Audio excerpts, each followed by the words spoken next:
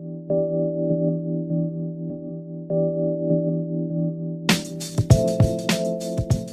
right, guys, and welcome back. And in this video, I want to talk about some principles and the actual program itself. All right.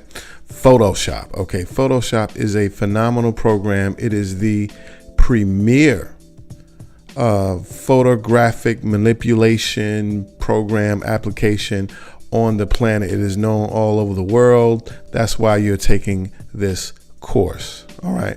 It's been around for about 2 decades, a little bit longer than that. And it is just a well-known, well-respected program that allows you to do all type of wonderful things with photographic images. You can also work a little bit with paths also, but we're going to get into that later. Okay. So I want to talk about the premise. Okay. And the premise of Photoshop is pixels. Okay. Now pixels it's a very simple concept. All right. A pixel is a small square unit of color.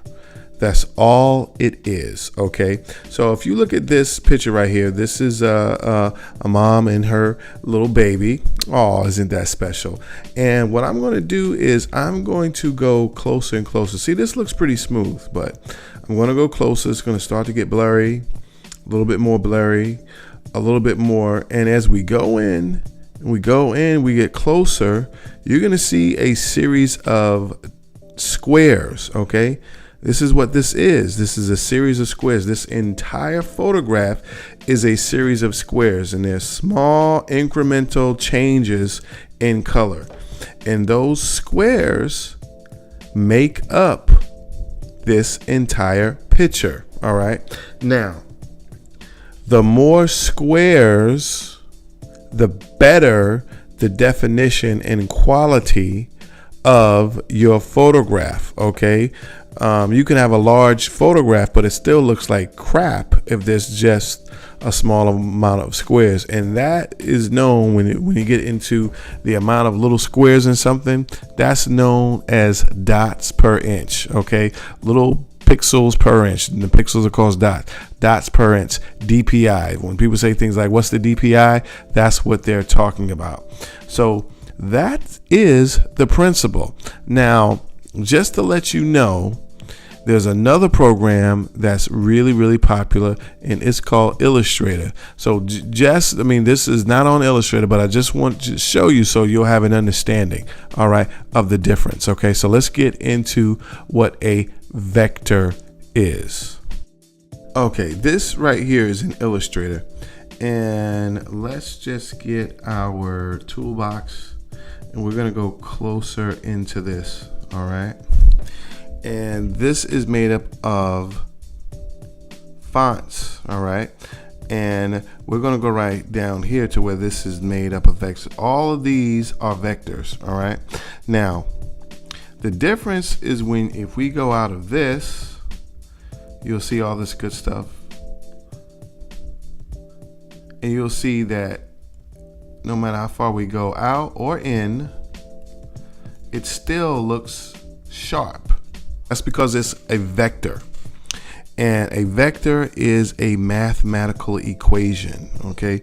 So if you go in here and you start to play with this stuff, it's a mathematical equation. And all these are mathematical equations that make all type of curves and straight lines and such and such.